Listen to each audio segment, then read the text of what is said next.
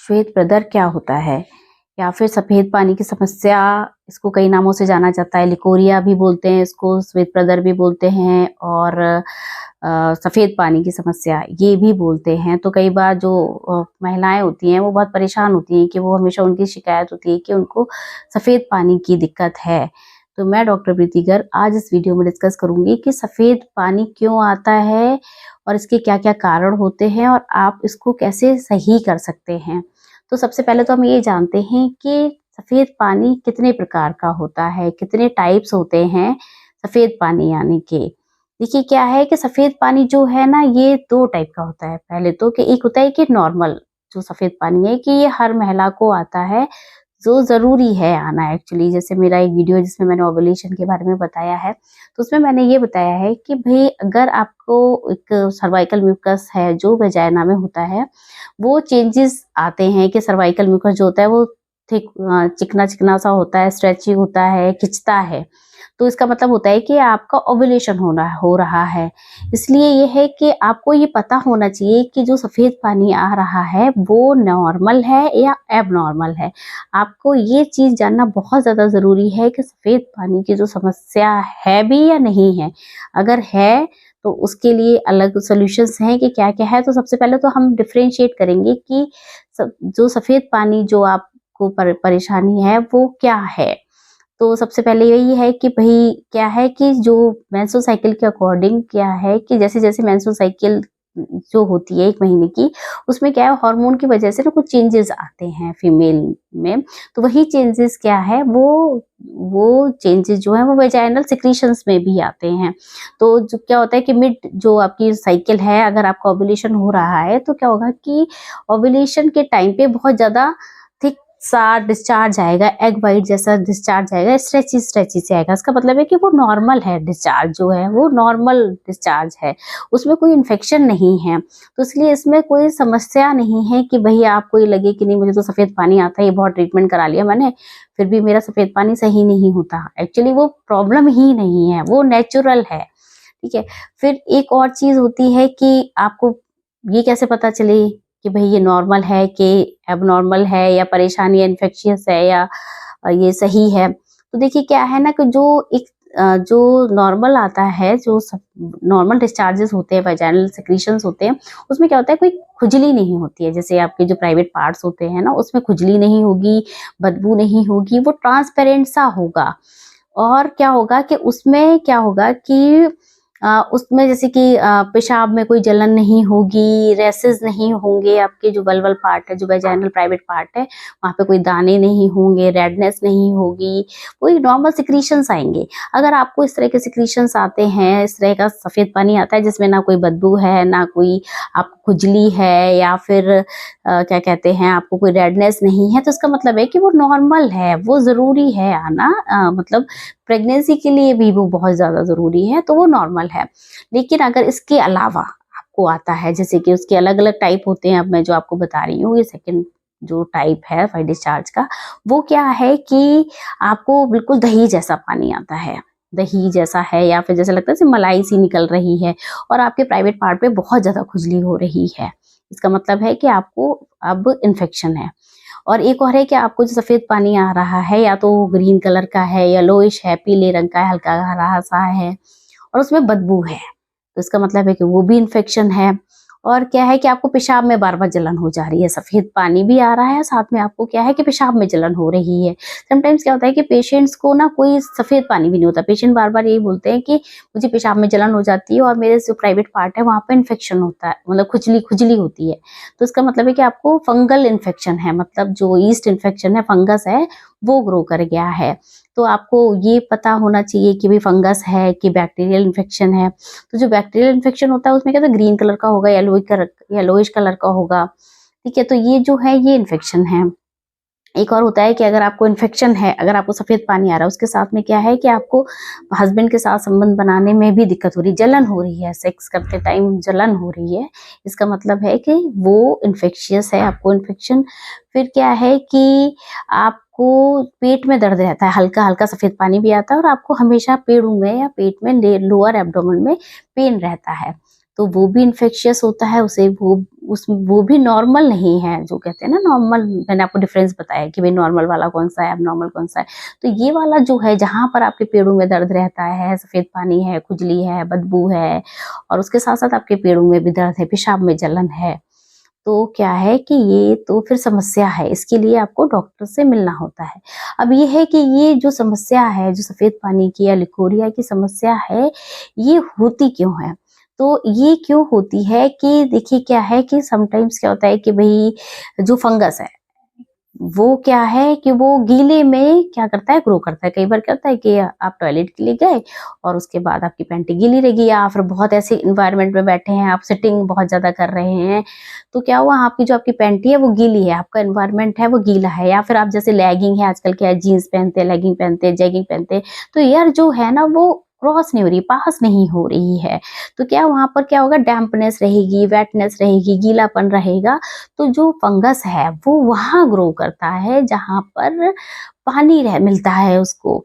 तो एक तो ये है कि क्यों ग्रो हो रहा है कि भाई जहां पर वेट है, गीलापन है पैंटी में आपके, तो ऐसा है। और आप जैसे सिंथेटिक पैंटीज यूज कर रहे हैं, एक्चुअली सिंथेटिक पैंटीज होती है वो पसीने को एब्जॉर्ब नहीं करती है।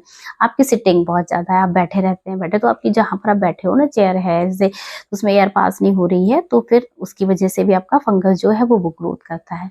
एक और बहुत इंपॉर्टेंट चीज है कि आपने एंटीबायोटिक्स खाए हुए हैं, बहुत ज्यादा आपको कोई बीमारी हुई है और उसमें आपको बहुत हैवी एंटीबायोटिक्स आया, तो आपको इंजेक्शन में लगे हैं, या आपने ओरली एंटीबायोटिक्स खाए हैं, जैसे कभी कभी के कान का इन्फेक्शन हो गया, आपको सर्दी जुकाम बुखार हुआ है और आपको बहुत हैवी एंटीबायोटिक्स दिए गए हैं। एक्चुअली क्या होता है, एंटीबायोटिक्स जो होते हैं वो बैक्टीरिया को मारते हैं। तो क्या है, वेजाइना में बैक्टीरिया होते हैं, जैसे हमारी बॉडी में ना दो तरह के बैक्टीरिया होते हैं, एक तो बैड बैक्टीरिया होते हैं जो क्या प्रॉब्लम क्रिएट करते हैं, गुड बैक्टीरिया होते हैं जैसे हमारी डाइजेशन को भी इम्प्रूव करते हैं। वैसे ही वेजाइना में बैक्टीरिया होते हैं जो वेजाइनल पीएच को मेंटेन करके रखते हैं। तो क्या होता है, उनका काम होता है कि वो फंगस को ग्रो नहीं करने देते, उसकी ग्रोथ को कंट्रोल करके रखते हैं। जो गुड बैक्टीरिया, अच्छे बैक्टीरिया होते हैं, वो फंगस की ग्रोथ को कंट्रोल करके रखते हैं, उसको आउट ऑफ कंट्रोल नहीं जाने देते। लेकिन क्या हुआ, जब आपने एंटीबायोटिक्स लिए, आपका कोई कोर्स चला है एंटीबायोटिक्स का, तो क्या हुआ कि उन्होंने बैड बैक्टीरिया के साथ साथ क्या आपके गुड बैक्टीरिया को भी किल कर दिया, वो भी चले गए। तो क्या फंगस जो है उसको इन्वायरमेंट मिल गया ग्रो करने का, क्योंकि जो आपने एंटीबायोटिक्स लिए उसमें जो नॉर्मल वेजाइनल फ्लोरा है, जो नॉर्मल वेजाइनल बैक्टीरिया है, उसने उनको भी किल कर दिया। तो क्या फंगस क्या होगा, वो ग्रो कर जाएगा। जब वो ग्रो करेगा तो फिर वही होगा, आपको इचिंग होगी, बर्निंग होगी, रेडनेस होगी आपकी वजाइना में। तो क्या अगर आपने बहुत ज्यादा एंटीबायोटिक्स लिए हैं तो एक ये बहुत बड़ा कारण है। एक है कि वही जो मैंने आपको बताया कि बहुत गीलापन है, आप गीले इन्वायरमेंट में बहुत रहते हैं, जैगिंग लेगिंग ये पहनते हैं। दूसरा आप ये क्या करते हैं, एंटीबायोटिक्स लेते हैं, ज्यादा एंटीबायोटिक्स का कोर्स लिया है आपने, या फिर आपकी जो, और एक और चीज है जैसे कि आपका शुगर इनटेक ज्यादा है, आप ना डाइट में से आप बहुत ज्यादा चॉकलेट्स खा रहे हैं, स्वीट खा रहे हैं। एक्चुअली क्या है, जो फंगस है ना उसको ग्लूकोज पे वो सर्वाइव करता है। तो आपने अगर बहुत ज्यादा ब्लड शुगर लेवल बढ़ा दिया, तो आपको डायबिटीज है तो ऑब्वियसली बढ़ जाएगा, आप नॉर्मल भी ले रहे हो तब भी वो आपके ब्लड में रहेगा। लेकिन क्या है कि अगर आप ना चॉकलेट बहुत ज्यादा खा रहे हैं, आप मीठा खा रहे हैं, आपकी डाइट में मीठा बहुत ज्यादा है, कई बार लोग क्या कहते हैं मिठाई तो नहीं खाते, मिठाई मतलब स्वीट नहीं खाते, लेकिन क्या है वो चॉकलेट्स खाते हैं। तो चॉकलेट क्या करती है, वो ब्लड का ग्लूकोज लेवल बढ़ा रही है। तो क्या है, अगर आपको फंगस है ही, ऑब्वियसली थोड़ा बहुत तो है ही, तो वो क्या करेगा, उसको फूड मिल रहा है तो वो क्या करेगा, ओवर ग्रोथ करेगा, आउट ऑफ कंट्रोल जाएगा, क्योंकि उसको तो आप खाना दे रहे हो ना। तो क्या है कि ये चीज है कि आपको इस चीज पे कंट्रोल करना है कि आपकी जो ब्लड शुगर है वो आपकी कंट्रोल होनी चाहिए। तो ये एक कारण है। एक और चीज है कि भाई सेक्स पार्टनर है, जैसे कि हस्बैंड से वाइफ को हुआ, तो ये सेक्सुअली ट्रांसमिटेड इन्फेक्शन भी एसटीआई कहते हैं कि सेक्सुअली ट्रांसमिटेड इन्फेक्शन है। इसकी वजह से भी क्या होता है, वह डिस्चार्ज होता है कि मतलब हस्बैंड को हुआ या वाइफ से हस्बैंड को हुआ, फिर वो उसने ट्रीटमेंट ले लिया, कहते हैं कई बार कि सफेद पानी का बहुत ट्रीटमेंट ले लेते हैं, फिर उसके बाद भी फिर से हो जाता है। कैसे हो जाता है, क्योंकि हस्बैंड का ट्रीटमेंट नहीं हुआ है, वाइफ का हुआ, उसने ट्रीटमेंट लिया वो ठीक हो गई, लेकिन हस्बैंड को भी क्या होता है, हस्बैंड समटाइम्स क्या होते हैं, मोस्टली समटाइम्स क्या मोस्टली ये सिम्टोमेटिक होते हैं, उनको कोई भी सिम्टम नहीं आता है।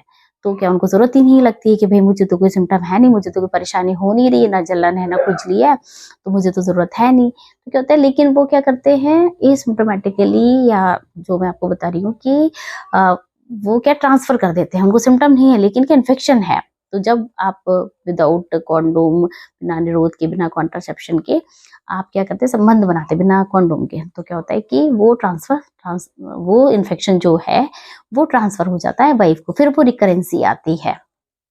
तो अब इसको ठीक कैसे करना है आपको, पहले तो आपको इस वीडियो में मैंने आपको बताया कि भाई पहले तो आपको डिफरेंशिएट करना है कि आपका जो डिस्चार्ज है वो नॉर्मल है कि एबनॉर्मल है।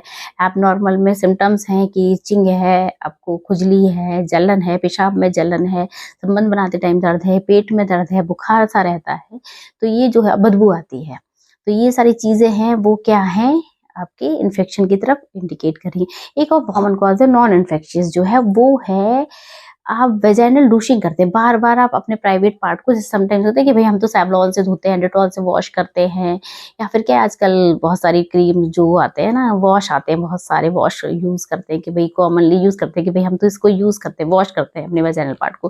देखिए वेजाइनल पार्ट को आपको वॉश करना है, लेकिन क्या है, किसी भी ऐसी किसी चीज से, किसी केमिकल से जल्दी नहीं करना है। अगर आपको इन्फेक्शन है तब तो आपको डॉक्टर से एडवाइस करके, जैसे डॉक्टर बताए आपको, तभी आपको यूज करना है, लेकिन रूटीन में नहीं। नॉर्मल क्या है, आपने टॉयलेट किया और आपको वॉश, मतलब प्लेन वाटर से वॉश करना है, आपको सोप यूज नहीं करना है, आपको डिओड्रेंट यूज नहीं करना है, या आपको सेवलॉन यूज नहीं करना है, आपको डेटॉल यूज नहीं करना है। वो क्या करेंगे कि आपके जो नॉर्मल हेल्दी बैक्टीरिया है वो उनको किल कर देंगे, तो जब वो मर जाएंगे तो क्या होगा, फंगस ग्रो कर जाएगा।